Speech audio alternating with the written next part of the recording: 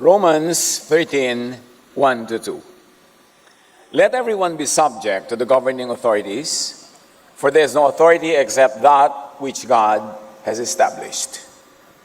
Pasakop daw sa nakatataas at sa may kapangyarihan. Traditional legalistic religiosity and civility teaches and celebrates submissiveness.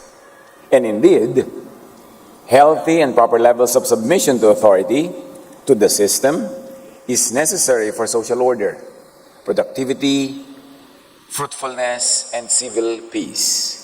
Marapat at kailangan ng pag-submit to authority para sa kaayusan. But the powerful, the system, even especially corporate religion in history, could so easily manipulate and abuse teachings on submissiveness. Mabuti, mahusay ang may kaayusan, subalit napakadalas na abuso ang teachings on submissiveness to the disadvantage of the weak.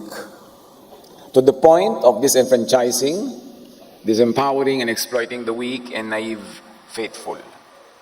Kaya marami mga relihiyoso ang naabuso kung ang katuruan tungkol sa submission ay nagagamit para sa pansariling kapakanan ng mga may kapangyarihan.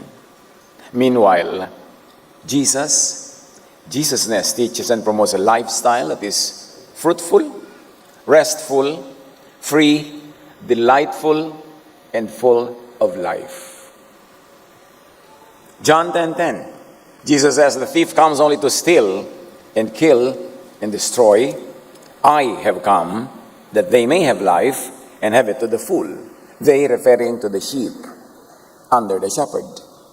John 8:36, "So if the Son," meaning Jesus, "sets you free, you will be free indeed." This means a life that is orderly enough, submissive to loving, nourishing systems, but is also free enough for individual liberties, choices, and fulfillment. Yan ang challenge ng spirituality and civility, balance between social control, presided over by the powerful, and meaningful, free life among the people. At yan, ang masyadong tinutukan ng Panginoong Hesus, lalo na sa pagtutuwid ng mga social inequities, mga inequalities sa kanyang panahon, at sa maraming panahon ng kasaysayan ng mga lipunan at kabihasnan. Titus 3:1, "Remind the people to be subject to rulers and authorities, to be obedient, to be ready to do whatever is good." At this can qualify to be ready to do whatever is good, not what is harmful, especially to the individual. But Galatians 5:13 says, "You were called to be free. But do not use your freedom to indulge the flesh," meaning be selfish, "rather serve one another humbly in love." So kailangan ng paglilingkod sa isa't isa. Ang pagsunod at paglilingkod ng mga nasasakupan at ang pagsunod din at paglilingkod ng mga so-called nakakasakop. Balance dapat yan. Pag nagkakaroon ng imbalance at matagal at malalang imbalance, nagkakaroon ng mga revolutions in civil society, in religious organizations, even in corporate communities. Philippians 2:3-4. "Do nothing out of selfish ambition or vain conceit. Rather, in humility, value others above yourselves, not looking to your own interests, but each of you to the interests of others." Akala ng marami, ang mga religious teaching ay laging one-sided, na puro lang obedience, puro pagsunod, ang itinuturo sa madla. Subalit laging binabalance ito ng scripture. Na dapat merong mutual give and take, mutual respect, at saka mutual benefit ang relationship sa lipunan. These are relevant and applicable to followers, but more to leaders and authorities. It's applicable to juniors, but more to the powerful seniors and elders, because they are the ones that manage power. So ang pagtutuwid, ang pagkatama ng kaayusan ay mas iniaatang sa balikat ng mga may kapangyarihan, ng mga may authority, kesa dun sa mga nasa ilalim nila. Kasi sila ang pwedeng mag-effect ng change. Sila ang pwedeng agent of justice at madalas nagiging agent of injustice. Romans 13:1-4. "Everyone must submit to governing authorities, For all authority comes from God, and those in positions of authority have been placed there by God. And obviously, for godly leadership, parenthesis mine. That is to do and to implement God's will, not personal, ungodly will. There is a suggested qualification dito sa mga katuruan na ito. Na bagamat ang mga tao itinuturuan ng pagpapakumbaba at pagsunod sa mga nangunguna sa kanila, laging may kakambal na responsibilidad ang mga nangunguna na maging matuwid, na maging just, kind, nourishing, and generous. The human leader must stay in the chain of command headed by God. Pag sinabing all authority is instituted by God, placed there by God, ibig sabihin God is at the top of the organization. Ang Diyos ang nangunguna sa buong chain of command. So you are taught to obey those in authority as long as they are obedient to God. Kasi pag hindi na sila obedient sa God, lumalabas na sila sa chain of command. Nawawala sa kanila yung covering na ibinibigay ng Diyos sa kanilang positions of authority. Mahalagang ma-recognize natin yon. Kasi madalas na-abuse yung authority na yan, na yung mga tinatawag natin may mga authority, kahit sa mga religious groups, ay wala na sila sa pagsunod sa authority ng Diyos, tapos compelled pa ang lahat na sumunod sa kanila. Kaya kung minsan, may mga naabuso. May mga pagsasamantalahan, may mga nadi-disempower, nadi-disenfranchise, and people willingly suffer because they think it is the will of God. But the positions of leadership were created by God, and the people placed in those positions were placed there by God exactly to nourish the people, to lead them to what is good, to what is beneficial, and what is fruitful. So there must be a healthy, godly balance between submissiveness to community, to authority, and personal freedom. Submission to authority should be qualified and shaped by, and based on the authority's submission to God and to God's ways. Based on the authority's godliness, correctness, righteousness, justice, and fairness. Even parents are cautioned against exasperating their children. Alam naman natin na majority, syempre, the big majority of parents are very nourishing and caring, pero meron din mga abusive. At kawawa ang mga bata na lumaki sa mga tahanan na ang sariling magulang nag-aabuso, sariling magulang ang nagsasamantala sa kanilang kamusmusan at sa kawalan ng kapangyarihang manindigan para sa kanilang sarili. Even masters, nung uso pa yung master-slave relationship, are instructed to be fair to slaves. Ephesians 6, 1-9, children, obey your parents because you belong to the Lord, meaning you belong to an orderly system of life. Where there is authority and when there are people under authority, dapat ikaw under authority must be obedient. For this is the right thing to do. Honor your father and mother. Fathers or parents, do not provoke your children to anger by the way you treat them. May admonition. Habang tinuturuan ng mga bata na maging masunurin sa magulang, may turo din sa magulang na huwag galitin ang kanilang mga anak sa paraan ng maling pagpapalaki at mga maling patakaran. Rather, sa pagpapatuloy, bring them up with the discipline and instruction that comes from the Lord, not from selfishness, not from harshness. So kung nagtuturo ka, nagpapairal ng kaayusan, nagpapasunod, nagdidisiplina, it must be a way that comes from the Lord, not from personal and selfish ways and methods. At sabi pa, slaves, obey your earthly masters with deep respect and fear. Serve them sincerely as you would serve Christ.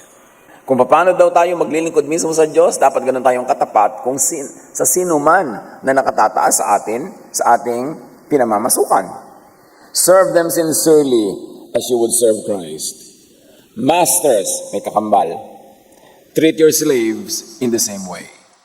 Don't threaten them. Remember, you both have the same master in heaven. You are under the same chain of command. And he has no favorites. So sabi, mga master, kung paano kayo sa ibabaw, sa chain of command ng inyong mga nasasakupan, kayo naman ay nasasakupan din ng Diyos. Kaya dapat ang inyong pamamahala ay tulad ng pamamahala mismo ng Diyos. The godly way and dynamics in all of this is balance. Walang nang-a-abuse. Balance. Ang pamagat natin pag-aaral, ngayon pala tayo dumating sa pamagat. Enslaving submissiveness. Bakit natin ito pinag-uusapan? Kasi talamak ang abuse sa katuruan ng submissiveness. Kahit lalo sa corporate religion. Panginoon namin, turuan niyo po kami na habang kami nagiging masunurin sa inyo, ay ganun din kami magpasunod sa aming kapwa. Kung papaano kayo ay napakabuting leader, ay maging ganun din kami sa mga pinangungunahan namin. Imulat tirib mo kaming lahat, Panginoon, para malaman, maunawa at ma-appreciate namin ang mga personal liberties na kayo bilang Creator ay binibigay sa bawat nilalang. Na huwag naming abusuhin ang posisyon, ng kapangyarihan para ma-disenfranchise, ma-disempower, maapi ang aming kapwa. Lead us unto greater freedom in spirit and in our daily life in the name of the Lord Jesus. Enslaving submissiveness refers to a mindset where individuals feel compelled to submit to others' demands, often at the expense of their own needs and aspirations. This submissiveness contributes to cycles of poverty, and we mean mental, emotional, spiritual, and material poverty. Nakakalungkot, napakaraming needless sacrifices ng mga relihiyoso sa kanilang buhay dahil akala nila yun ang kalooban ng Diyos. Napakaraming pagpapaapi, pagpapaabuso ang sinusuong at dinaranas at tinitiis ng maraming relihiyoso dahil akala nila ay nalulugod ang Diyos sa kanilang enslaving submissiveness. Ano talaga ang katuruan ng Panginoong Diyos sa pamamagitan ni Jesus sa ganitong mga usapin? Jesusness sets free from enslaving submissiveness to abusive, exploitative, and oppressive authorities, whatever authority. Kaya galit ang Pharisees kay Jesus. Kaya galit ang Pharisees sa Jesusness. Because most of the Pharisees that we are exposed to in Scripture, that is most abusive. Kaya napakaraming mga salita ni Jesus na talagang parunggit, pasakit sa mga Pharisees of his time kasi ginagamit nila ang kanilang religious authority for personal enjoyment and advancement at the expense of the people. Ang lahat ng pagtitiis at pagdurusa para sa relihiyon ay hindi laging para sa Diyos. Marami dyan ay para lang sa mga mapagsamantalang religious leaders. Ganon din sa pangunguna sa mga communities, sa mga pamahalaan, gobyerno, even sa mga corporate communities. Maraming nag-a-abuse. At akala naman ng mga relihiyoso, lagi ang gusto ng Diyos ay magtiis ka anak, sa langit ka nalang bumawi. Hindi ganyan ang katuruan ni Jesus. Matthew 23, 2-4, the teachers of the law and Pharisees sit in Moses' seat. Sabi ni Jesus, they tie up heavy cumbersome loads and put them on other people's shoulders, but they themselves are not willing to lift a finger to move them. Napakatalim ng kritik ni Jesus sa mga Pharisees of his time, na sobrang pagpapahirap sa tao habang sila ay nagpapasasa sa privileges given to them by religious positions. Jesus came to set people free and give them rest from such manipulation and oppression. Matthew 11:28-30, isang pivotal and central teaching ni Jesus. Come to me, all of you who are weary and burdened, and I'll give you rest. And of course, this is in the religious context of weariness. Take my yoke upon you and learn from me, for I am gentle and humble in heart, and you will find rest for your souls. For my yoke is easy, and my burden is light. Yun ang kalooban ni Jesus. At yun ang kanyang isiniwalat, sabi nga yan, magaan lang ang ipapagawa ko sa inyo. Kaya niyong dalhin. Hindi kayo magkakandakuba sa pagbuhat ng mga burdens ng religion na galing sa akin. Pag hirap na hirap kayo, nagkakandakuba kayo, nagkakandaapi-api kayo, hindi na yan galing sa akin. Galing na yan sa mga Pharisees. Luke 4:18, Jesus reads prophecy. The Spirit of the Lord is on me, because He has anointed me to proclaim good news to the poor. He has sent me to proclaim freedom for the prisoners and recovery of sight for the blind, to set the oppressed free. Binasa niya yan sa isang meeting sa synagogue from religious texts before a religious audience because the real message of this is religious. Na darating ang tagapagligtas upang pagaanin ang pasanin ng mga pinahihirapan ng relihiyon. Galatians 5:1, it is for freedom that Christ has set us free. Stand firm then, and do not let yourselves be burdened again by a yoke of slavery. Imagine, and this is slavery mostly to religious law and to religious leaders. Kaya ang mga number one kalaban ni Jesus at kumalaban sa kanya ay mga relihiyoso. Kasi talagang ang tinutumbok ng kanyang mga katuruan para sa pagpapalaya at papaglaga ng buhay ay yung mga religious people who are making life miserable for the religious communities. 2 Corinthians 3:17, now the Lord is the Spirit, and where the Spirit of the Lord is, there is freedom. Is that how you feel about religion? Is that how you feel about being part of a religious community? That you have freedom coming from the Lord? O feeling mo'y sakal na sakal, control na control, nabubusalan, wala kang entitlement to your opinion, obey ka lang ng obey kasi laging obey, submit. Na walang counterbalance para sa mga leaders na sila naman maging caring, maging fair, maging just, pag-aanin ng load ng mga tao. Kaya napakaraming victims within religious communities. Kasi akala nila yun ang kalooban ng Diyos. Pero ibang-iba ang katuruan ni Jesus, kaya nga ayaw sa kanya ng mga religious leaders. In Jesusness, there is freedom. Not license to be evil. Not licentiousness to do anything at will. But freedom to do what is good. Or at least freedom to do what is not bad. Pero under very strict leaderships and over-submissiveness, people don't even feel free to do good to themselves, to rest, to enjoy a good time, to have time for love and for family. Kasi puro sacrifice ang ini-inculcate ng mga leaders nila.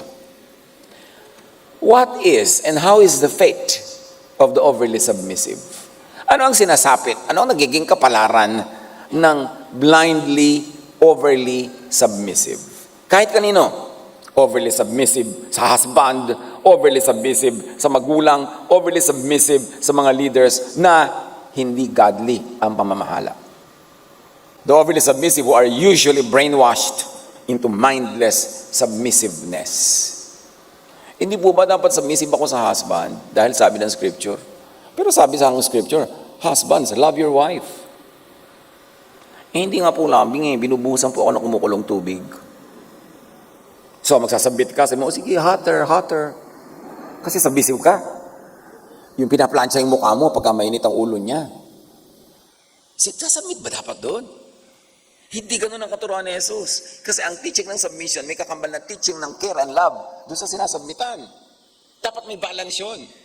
Hindi ka nalikha ng Diyos para paapi sa abusive, sa insane, sa walang sariling bait. Hindi masamang manindigan para iligtas mo yung sarili sa panganib, life-threatening situations done by those that you consider to be people to submit to. In Christ, there is freedom. At least to save yourself from harm. Huwag tayo magpabulag na sobrang brainwashing ng submissiveness na yan. Now, what is the fate of the overly submissive? One is lack of agency. Limited decision-making. Pag sobrang pinalaki mo ang bata na napaka-overly submissive, na ano pong kulay ang isusuot ko? Talagang lahat itatanong. Kahit sa church, Pastor, masama po bang kumain ng biko? Talaga, kailangan itanong mo pa sa akin yan. Hindi mo maisip para sa sarili mo kung anong masama sa'yo at hindi. Kasi lahat itinatanong sa pastor kung anong masama at hindi. Dapat tinuturuan ka mag-decide for yourself, sumukat ng mga sitwasyon kung anong bad and good for you. Hindi naka-overdepend ka on everything. Doon mo malalaman kung ang leadership, maka-Jesus. Tinitrain ka na mag-decide for yourself. And then to be responsible for your decisions. Hindi ka ginagawang robot na ituturo sa'yo lahat ang gagawin mo. At ikaw naman, papakontrol mo naman talaga lahat kasi akala mo yun ang kalooban ng Diyos. So there's a limited decision-making in people who are overly submissive, struggling to make personal choices, relying on others to dictate their paths. Jesusness teaches against this limiting mentality. Fruits of Jesus' liberating teachings, like Galatians 1:10. Am I now trying to win the approval of human beings or of God? If I were still trying to please people, I would not be a servant of Christ. Paul here speaks. Kasi ang katuruan ni Paul on love, on grace, on salvation by faith ay salungat sa katuruan ng kanilang relihiyon.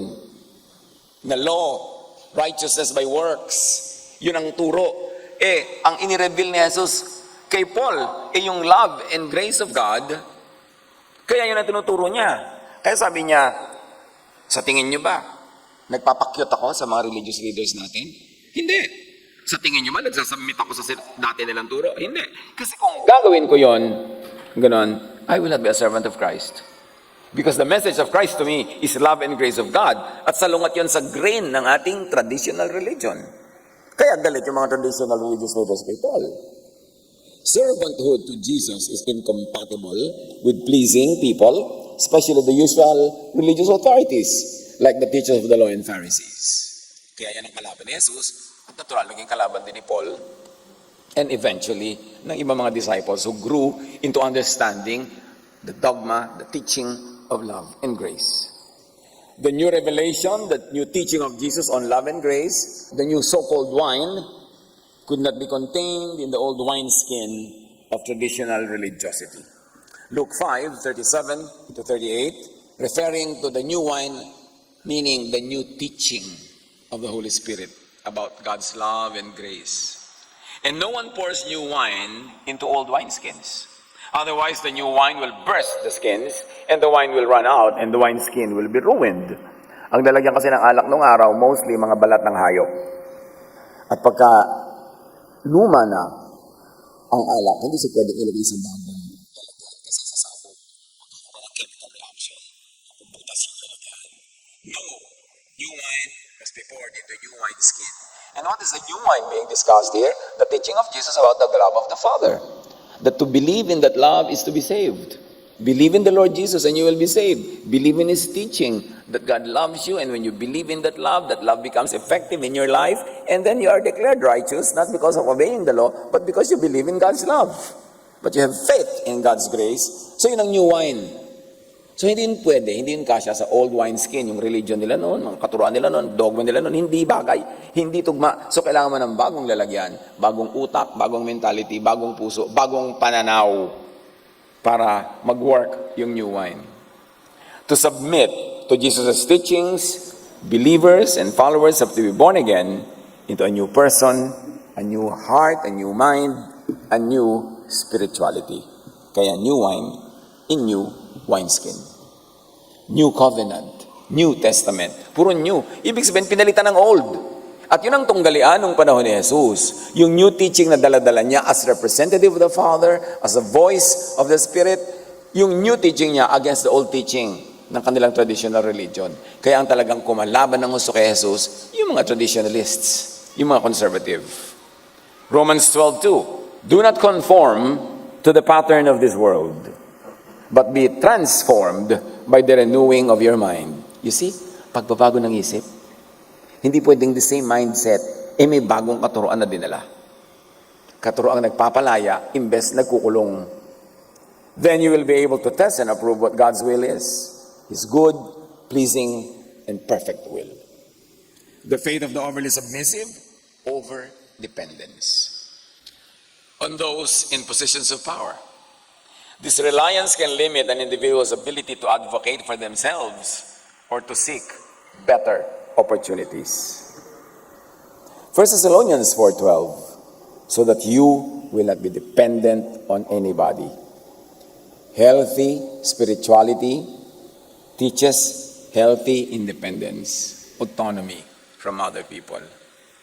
Unhealthy religiosity teaches complete dependence and blind submissiveness. Magkaiba yun.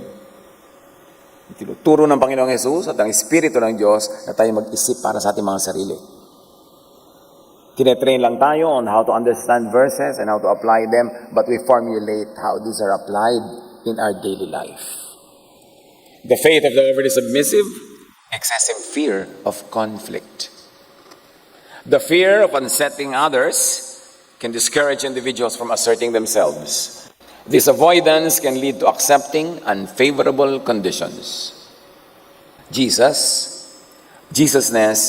teaches against this kind of submissiveness.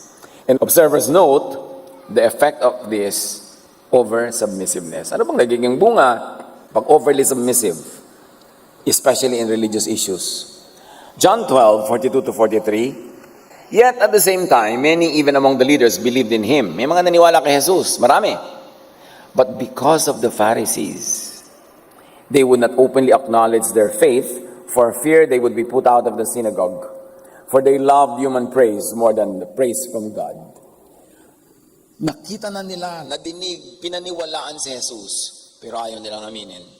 Ayaw nilang tanggapin at ayaw nila itong mahalata ng iba dahil takot sila sa Pharisees. Takot sila na gumawa ng opinion, ng religious opinion, outside of what is allowed by their submissiveness to the Pharisees.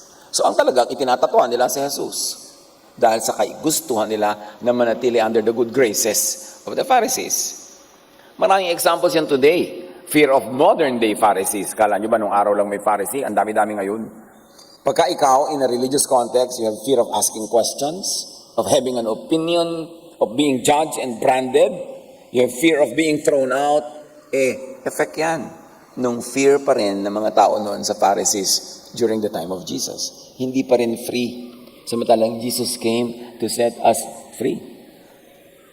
Fruit of Jesus' liberating teachings, as can be seen in Romans 14:3, sabi ni Paul, the one who eats everything, this naman tungkol sa mga issues of food, must not treat with contempt the one who does not.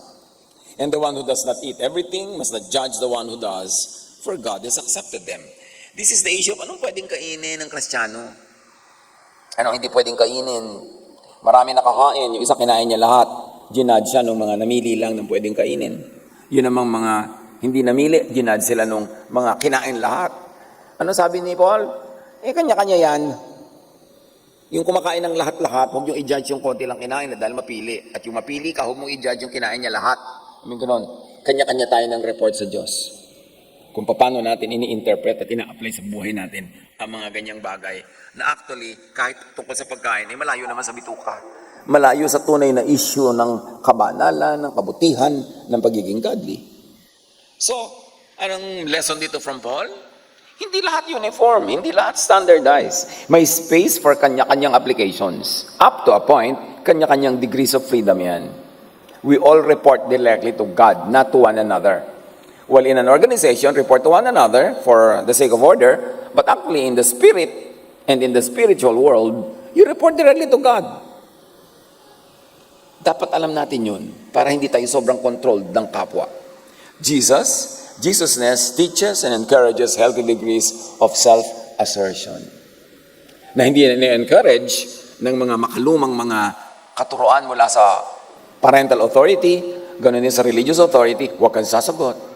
Di ba, bawal sumagot? Nung araw, tuwan-tuwa ang mga magulang pag nagsasalita na yung bata, kahit ano sasabi lang, danda. Uy, nagsasalita na siya. Ngayon, nung nangangatwiran na yung bata, huwag kang sasagot. Tuwang-tuwa na, humahakbang na ang bata. Pag lalabas ng bahay, huwag kang lalabas. Ano ba talaga?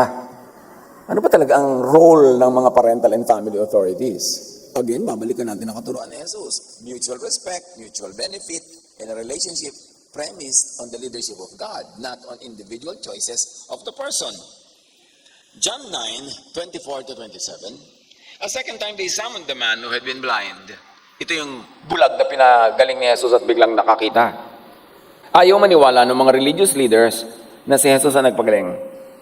Sabi nila, give glory to God by telling the truth. Parang sabihin mo, hindi naman talaga si Jesus ang nagpagaling sa'yo. We know this man, Jesus is a sinner. So sasabihin mo, si Jesus ang nagpagaling sa'yo? He replied, and listen to the reply of the blind man. Kausap niya religious leaders, ha? Whether he is a sinner or not, I don't know. One thing I know, I was blind, but now I see. Malakas ang loob niya sumagot sa mga religious leaders. Sabi niya, makasalanan niyang Jesus na yan. Ay, kung makasalanan niya or not, hindi ko issue yan. Ang alam ko lang, pinagaling niya ako. Kakaiba nung panahon na yun para makasagot ka ng ganun sa mga religious leaders. And this man is immortalized for his answer. Kasi sinabi niya yung totoo. Si Jesus ang nagpagaling sa akin. Hindi issue sa akin kung makasalanan siya or not, tulad ng pinaparatang nyo. Pero ang point, napagaling niya ako, kayo hindi niyo ako napagaling sa mga after all the kabanalan na claim niyo for yourself. Wala naman kayo nagawa. 1 Peter 3:14, but even if you should suffer for what is right, you are blessed. Do not fear their threats. Do not be frightened. Noong kumakalat na ang katuroan ni Jesus, and especially on the grace of God, the love of God, salvation through faith, by believing in God's grace and love, kinontra yan, sobrang-sobra ng temple, ng religious authorities, kasi hindi yan ang katuroan nila. Kaya lahat ng sinasabi ito, do not fear, ibig sabihin, do not fear the Pharisees, do not fear the teachers of the law, do not fear the temple officials, do not fear because you are teaching the truth about Jesus. Acts 5:29, Peter and the other apostles replied, we must obey God rather than human beings. Kasi pinipigil sila ng temple na magturo. You are forbidden to teach about Jesus. You are forbidden to teach the teachings of Jesus. Sabi nila Peter, aba. We must fear God rather than men. Kay Jesus kami susunod, hindi sa inyo. Can you imagine answering back like that to the authorities of their time? That's going out of the box. But that's what Jesus did, bring people out of the box. Peter and the other apostles freed themselves from over-submissiveness to their religious authorities. Mabuting maging submissive to our religious authorities hanggang sila ay submissive sa Diyos. Pero pag pinipigil ka na nila tungkol sa mga naalaman mo tungkol sa Diyos mismo, bakit ka papapigil? Bakit ka matatakot sa kanilang mga opinion? The faith of the overly submissive, suppression of personal needs. Submissive individuals may suppress their own needs and desires to keep the peace or avoid conflict, leading to unfulfilled potential and missed opportunities for advancement. Sadly, this is not happening only in the religious community, but also among many families. Napakaraming mga anak or kapatid na nakakabata ang hindi magawa ang ibig gawin, hindi mahabol ang mga pangarap na gusto nila, hindi nila maibig ang gusto nilang ibigin, kasi they are under authority na ayaw na yung gusto nila ang mangyari sa kanilang buhay, kundi may sariling ideya yung mga people of authority para sa bawat isang miyembro ng pamilya. Ito ang gusto mong pag-aralan, o ayaw ni ate, siya magpapaaral sa'yo, so sunod ka sa kanya. Ito ang gusto mong gawin, pero ayaw ni magulang, kahit na ito ang talagang sinasabi ng iyong puso. Gaano karaming mga pangarap ang nawawasak pag inihampas sa pader ng bahay? Kasi ang nasusunod ay yung mga authority. Remember, authority was given by God for you to nourish those under your authority, not to suppress them and to make them robotically obedient to your personal will.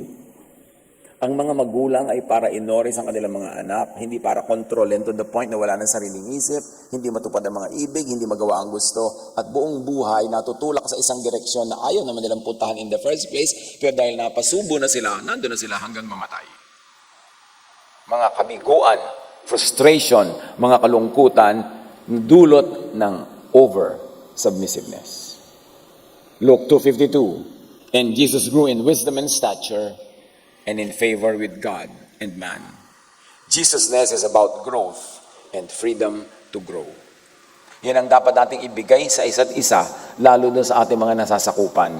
Ng ating kapangyarihan at impluwensya, gamitin natin para sila payagang lumago. Kahit pa nga ang paglagong ito ay ibig sabihin na malalampasan tayo o lalabas sa ating bakuran dahil lumalago, kaysa i-contain mo doon for control's sake. Napakahalaga, mga kapatid, na ating unawain ang kanyang mga bagay. 2 Timothy 1:7, for the Spirit God gave us does not make us timid, but gives us power, love, and self-discipline. Binold ko at initalik yung self. Kasi hindi discipline imposed on you by others, but by yourself. Self-discipline. Ang dapat ay matrain natin ang mga tao under the leadership of God to practice self-discipline. Not to be disciplined by outside forces all the time, to the point na wala na silang backbone, wala na silang lakas ng loob, wala silang sariling bait. Mark 6:31, then because so many people were coming and going that they did not even have a chance to eat, he said to them, come with me by yourselves to a quiet place and get some rest. Si Jesus at ang kanyang mga disciples ay napakaraming mga ipinagdarasal, pinagagaling, tinuturuan, kaya gutom na sila, wala silang walang oras kumain kasi walang patid ang dating ng mga tao. Anong ginawa ni Jesus? The true leader, the nourishing, kind leader. Sabi niya, hali kayo, escape muna tayo dito. Mag-picnic tayo sa isang tahimik na lugar para kayo magkaroon ng panahong kumain at magpahinga. Hindi yung sabing maraming tao, maglingkod muna kayo, maglingkod kayo, mamatay na po kami sa gutom, mamatay kayo pero maglingkod kayo. Di ba ang daming ganyan mga leader?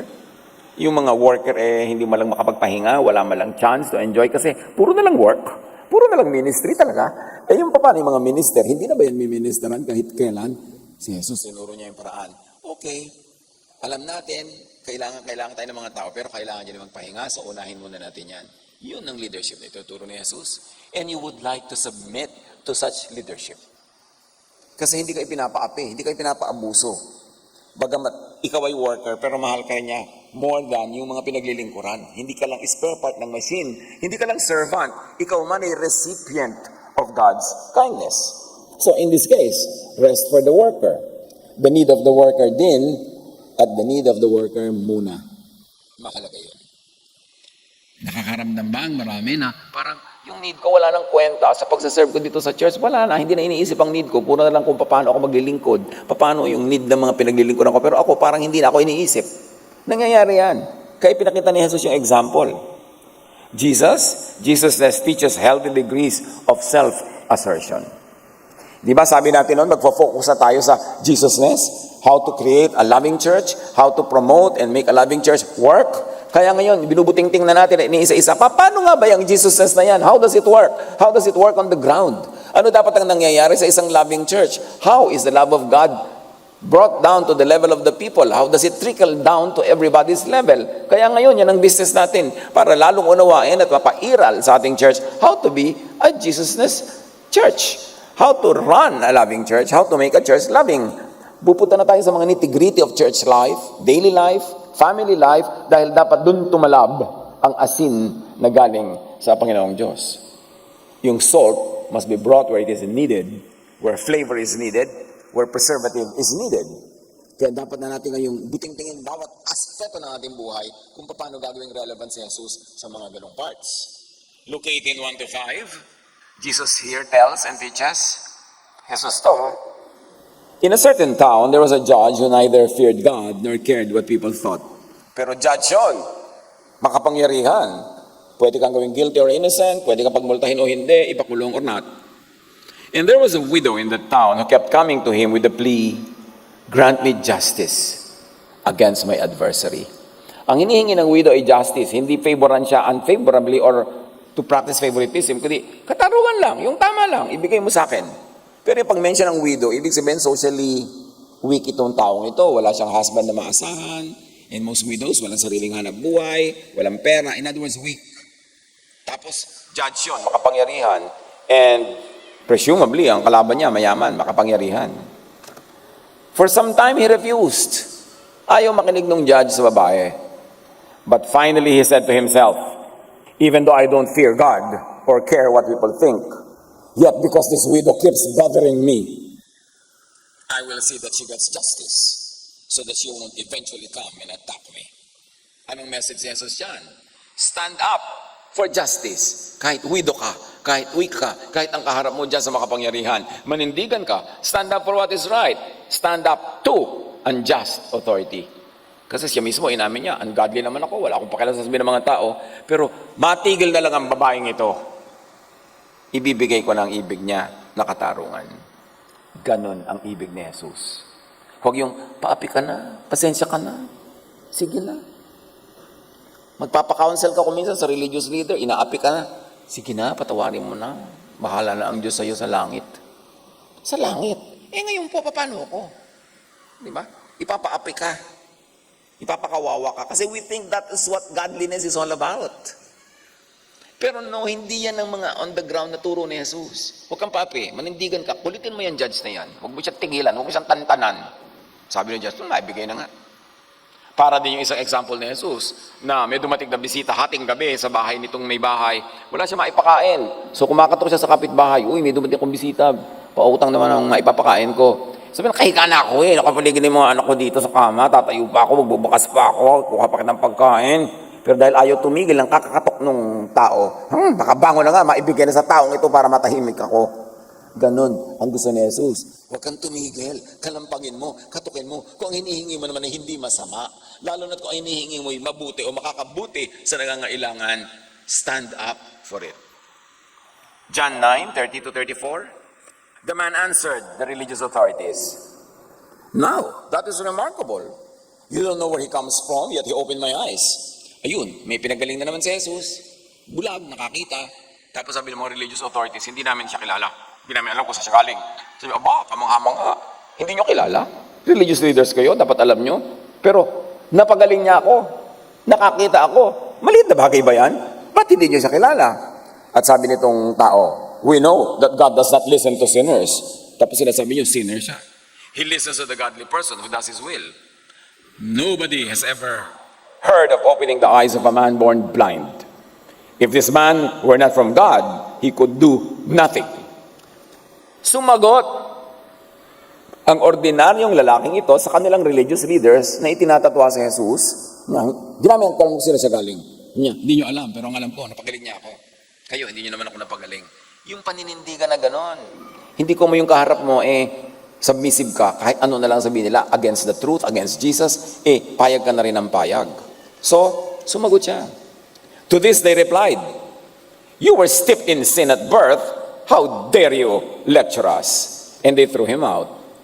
So, yun ang default ng mga ganyan na mga religious leaders.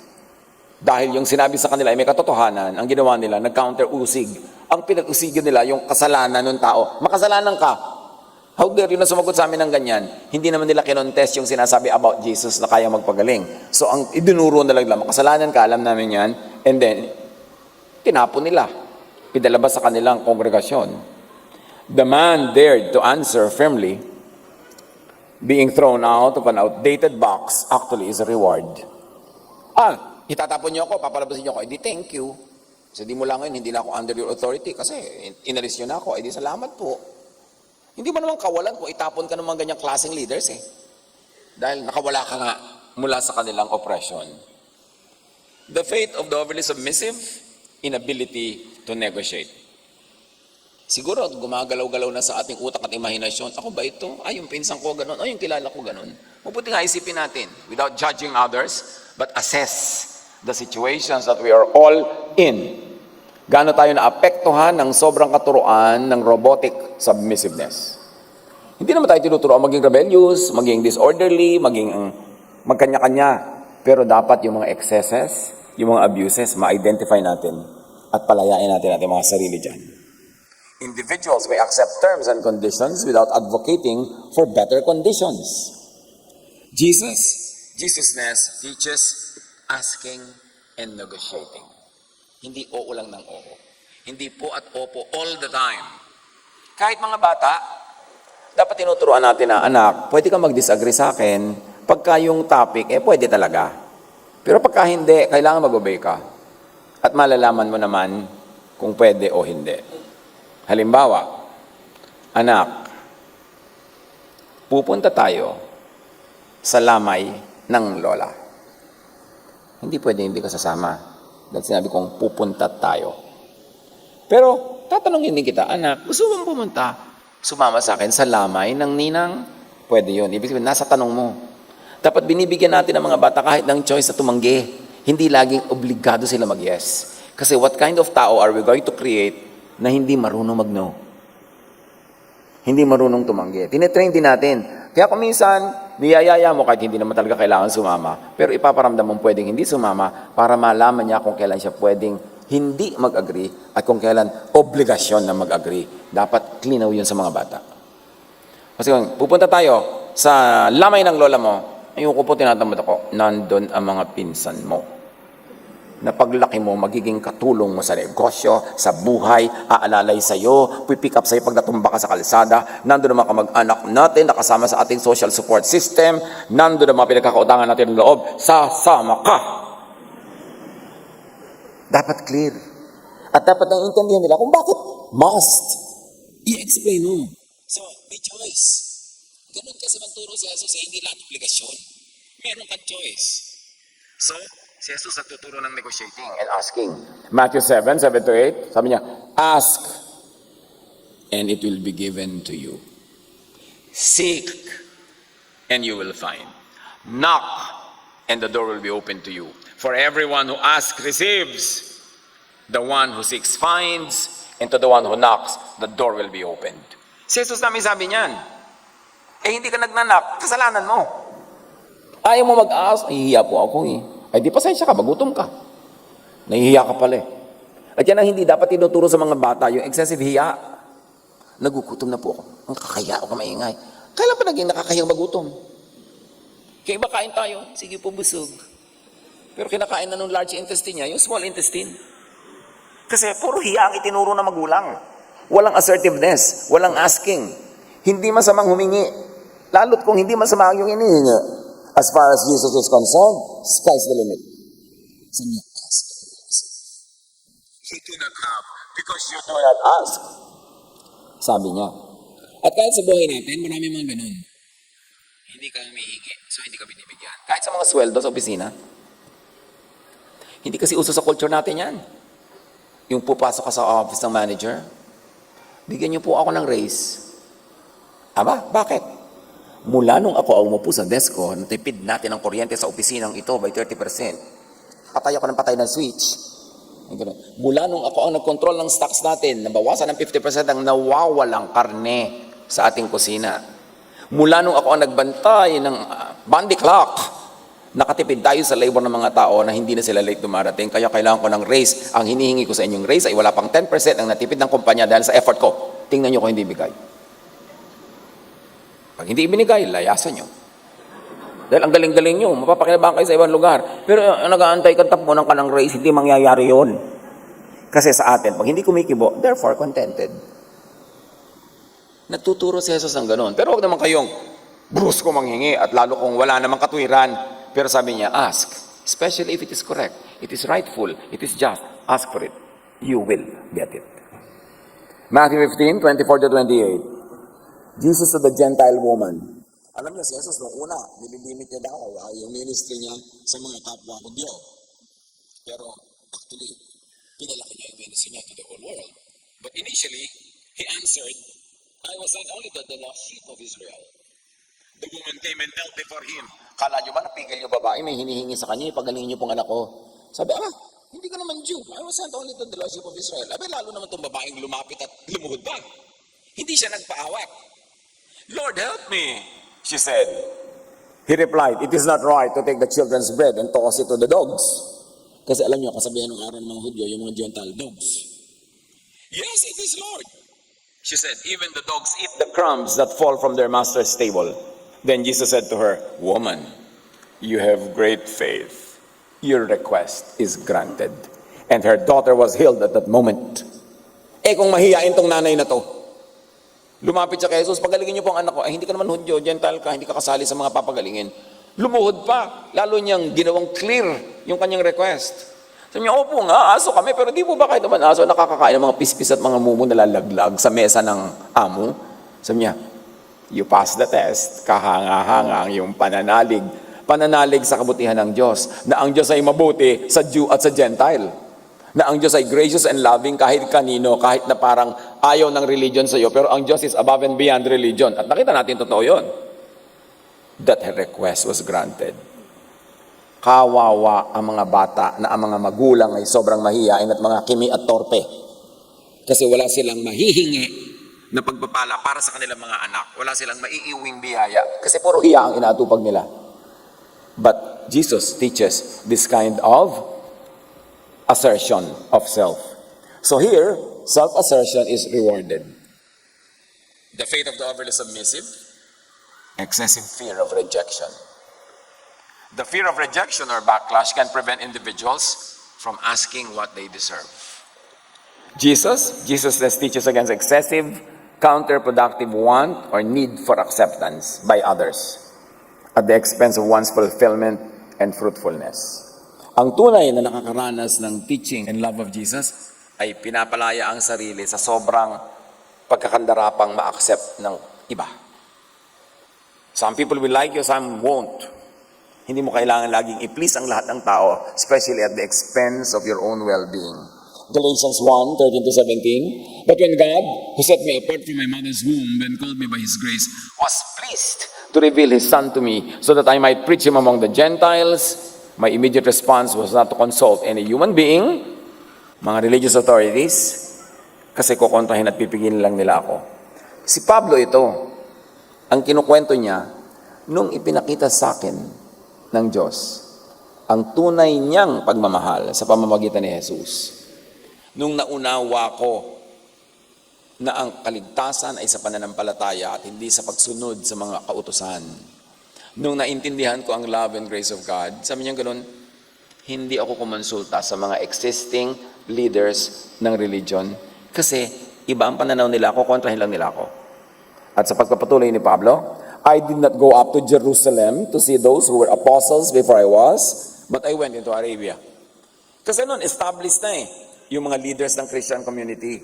Pero hindi pa clear sa kanila yung grace. Hindi pa clear yung love. Hati pa sila between Jewish law and the love of God through Jesus. Hindi pa clear. Pero si Pablo, nung pinaliwanagan siya ng Panginoong Jesus, sabi niya, hindi ako nagpa-under. Hindi ako kumonsulta dyan sa mga leader na yan. Kasi kukontrahin lang nila ako. Ang ginawa ko, nagpunta ako diretso sa Arabia, where he stayed for a while, kung saan siya nagkaroon ng self-retreat, at doon siya nagkaroon ng mga personal revelation from God. Lumabas si Paul sa religious box. Kung hindi niya ginawa yon, wala tayong pag-aaralan ngayong salvation by faith. Wala tayong pag-aaralan na salvation by grace through faith. Kundi nakatali pa tayo sa Jewish law. Kung nagpatali tayo nun. Kaya lumabas siya. Hindi siya nag-consult with or submit to the established religious school, authorities, or system. Nag-self-retreat, nag-search siya. And he was rewarded by God with utmost revelation and enlightenment away from religious authorities. Kaiba-iba ang naranasan ni Paul na dealing from Jesus. As for those who were held in high esteem or authorities, whatever they were makes no difference to me. God does not show any favoritism. As sabi pa ni Paul, they added nothing to my message. In other words, the established leadership has nothing to do with the great revelation that Paul received. As sabi niya, wala silang naidagdag sa katuruan ko. Kasi kung sa kanila ako nagpunta, na-limit lang ako sa kanilang boxes. The lesson here is do not be limited by over-eagerness for acceptance. Jesusness teaches healthy, rightful degrees of self-acceptance. And what's an early echo of such teaching? Psalm 139:14. I praise you because I am fearfully and wonderfully made. Your works are wonderful. I know that full well. Now, appreciate the freedom of this statement against the context of the time. Na ang usong-uso is to condemn oneself, condemn your humanity, condemn your weakness, condemn your desires, condemn your sinfulness. And here comes this echo, which is an early echo of Jesusness. I praise you because I am fearfully and wonderfully made. Self-acceptance and self-appreciation, which is healthy because it is God who is given the glory, because God is the creator. 1 Corinthians 15:9-10, sabi ni Paul, for I am the least of the apostles and do not even deserve to be called an apostle because I persecuted the church of God. But by the grace of God, I am what I am, and His grace to me was not without effect. Anong lesson sa atin yan, mga kapatid? Do not nail people down to their past. Past mistakes are not life sentences. They are lessons to grow from. Huwag niyong laging sukatin at husgahan ng tao sa kanya nakaraan, lalo ng mga nakaraan niya, mga pagkakamali at pagkakadapa at pagkakalugmok. Kasi ang mga pagkakamali ng nakaraan ay hindi life sentence. Lesson yan for the future. The fate of the overly submissive, negative impact on self-esteem. Low self-worth. Did you know that even psychiatrists will tell us na ang dami-daming religious people, low self-esteem. Ang baba ng pagtingin sa sarili, laging feeling weak, feeling dependent. Kasi nga, yung over-submissiveness na yan. When individuals who do not value their contributions or needs, they may unconsciously accept less in terms of compensation and respect. So pagka overly submissive ka, ang nangyayari tuloy sa'yo, tinatanggap mo kahit ano na lang, kahit kulang, kahit mali, kahit hindi bagay sa'yo. So what kind of quality of life are you going to suffer from? Jesusness teaches against self-depreciation. Hindi maka-Jesus yung lagi mong laitin, kawawain, usigin ang sarili. Kasi nga, iniligtas ka ni Jesus eh. Mark 5:25-34. In this story, the woman lived in shame and isolation due to her condition. When she reached out to Jesus for healing, he acknowledged her faith and called her daughter, restoring her identity and worth in the community and in God's eyes. Jesus teaches healthy, rightful degrees of self-appreciation. Hindi pride, hindi yabang, just plain self-appreciation because you were created by God. Hindi over pangangiupapa sa mga banal-banalan dyan. Hindi sobrang pagkondena sa sarili. Matthew 10:29-31, sabi ni Jesus, "Are not two sparrows sold for a penny? Yet not one of them will fall to the ground outside your Father's care. And even the very hairs of your head are all numbered. So, don't be afraid. You are worth more than many sparrows." Laging inuukil-kil ni Jesus, mahalaga ka. Nilikha ka ng Diyos. Mahal ka ng Diyos. Itanim mo yan sa isip mo.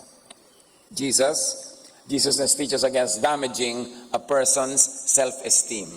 Na number one naman karir ng maraming relihiyoso, mang-destroy ng self-esteem ng iba, mang-destroy ng reputasyon, mang-destroy ng pagtingin mo sa respeto sa sarili, at ikay hamakin, kawawain, usigin. That is the work of the Pharisees. Ephesians 4:29, do not let any unwholesome talk come out of your mouths, but only what is helpful for building others up, according to their needs, that it may benefit those who listen. So when we speak, we build people up, not destroy them, not demolish them. Gawa yun ng mga Pharisees. Colossians 3:8, but now you must also rid yourselves of all such things as these: anger, rage, malice, slander, paninirampuri, and filthy language from your lips. Mark 12:31, love your neighbor as yourself. Mahal mo sarili mo, di ba? Mahalin mo rin ang kapwa mo tulad ng pagmamahal mo sa iyong sarili. 1 Thessalonians 5:11, therefore, encourage one another and build each other up, just as in fact you are doing. So build each other up. Don't destroy people. Don't destroy their works. Help them. In John 8:1-11, when the religious leaders brought to Jesus a woman caught in adultery, they sought to shame her publicly. Instead, Jesus responded with compassion, emphasizing mercy over condemnation. This story illustrates how damaging public shaming can be, and it also illustrates the importance of responding with grace, as Jesus exemplified. The fate of the overly submissive, suppression, oppression by systemic structures, by the system. Reinforcement of unjust power dynamics, kasi napakaraming injustice presided over by the powerful. Enslaving submissiveness can perpetuate systemic inequities where marginalized individuals remain trapped in cycles of weakness and poverty. And sadly, marami dito caused by or tolerated by religion. Yung sobrang, sige na, magdiis ka na lang, mag-submit ka na lang, para tahimik ang lahat. Tahimik for whose sake? For the sake of the powerful. Jesus teaches against systematic and systemic inequalities and oppression. Jesus is for social justice.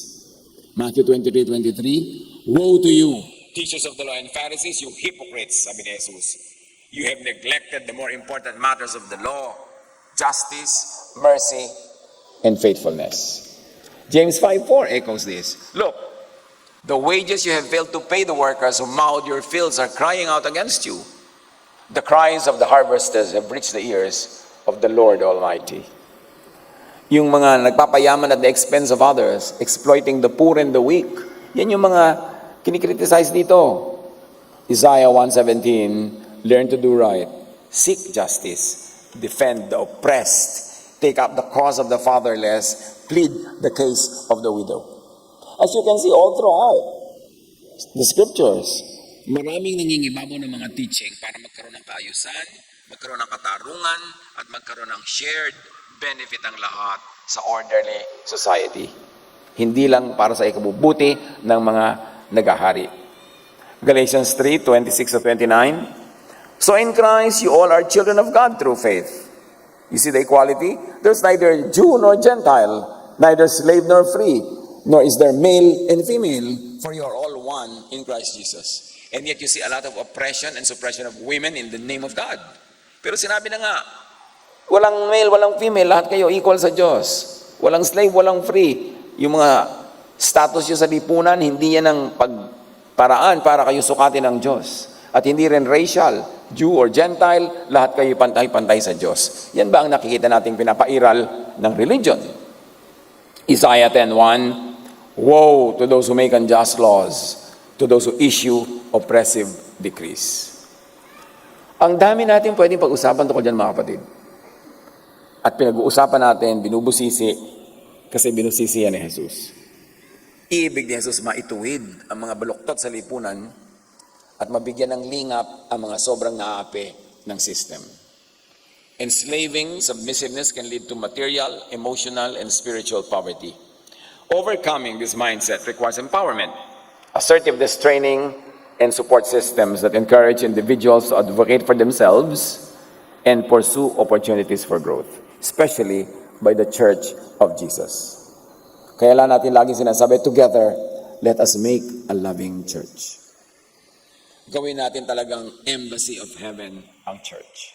Gawin natin representative of Jesus ang ating mga leaders, at gawin natin representatives of the orderliness of heaven, ang orderliness of society, family, and church. Dapat mangibabaw ang katarungan, ang pagkakapantay-pantay, ang kalayaan ng bawat isa, habang we all submit to the system and do our part, so we get our share. Do not misuse religion to needlessly control, frustrate, and enslave people. The Church of Jesus must be an agent of freedom and equality. Do not misuse positions of power and authority to hinder people's mental, emotional, and spiritual growth and autonomy. Do not drill children into mindless and robotic obedience and submission. Teach, train them to think for themselves. 1 Timothy 4:12, don't let anyone look down on you because you are young, but set an example for the believers in speech, in conduct, in love, in faith, and in purity. Huwag magturo ng excessive hiya that morph into paralyzing inferiority complexes. Do not glorify undignified and enslaving submissiveness, especially to misguided, mistaken, and abusive authority. In society, sa church, sa tahanan, tutulan, talikuran, puksain, takasan ang mga ganitong un-Jesus na sistema. Galatians 5:1, it is for freedom that Christ has set us free. Stand firm then, and do not let yourselves be burdened again by a yoke of slavery. Ama naming Diyos, turuan niyo po kaming ipamuhay ang kalayaang itinuro ng iyong anak na si Jesus. Turuan niyo po kaming pahalagahan, hindi lang ang sarili naming kapakanan, kundi ang kapakanan ng aming kapwa, lalo na ng aming mga nasasakupan at pinamumunuan. Turuan mo rin po kami mga sakop at mga pinamumunuan na magkaroon ng tinig upang manindigan para sa kung ano ang mabuti, ano ang totoo, at ano ang kaibig-ibig para sa lahat. Set us free from prisons in our mind, from mga tali na gumagapos sa amin dahil sa mga katuroang nauna na sa loob ng aming isip. Turuan mo kami magmuni-muni kung anong ibig sabihin, not to be robotically submissive, but to be free in the Lord. At the same time, cooperative sa sistema, sa lipunan, sa bayan, at sa church. Magbulay-bulay tayo, mga kapatid. Paano i-apply sa buhay natin ang mga bagay na ito? Be with the Lord in silent reflection.